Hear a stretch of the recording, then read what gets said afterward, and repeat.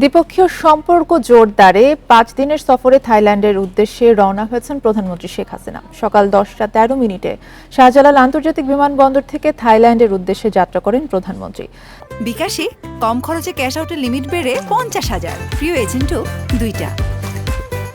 স্থানীয় সময় দুপুর 1:30টায় ব্যাংককে পৌঁছানোর কথা রয়েছে তার। নতুনভাবে দায়িত্ব নেওয়ার পর এটি তার প্রথম দ্বিপাক্ষিক সফর। বৃহস্পতিবার ইউএন এসকাপের 80তম অধিবেশনে বক্তব্য রাখবেন প্রধানমন্ত্রী।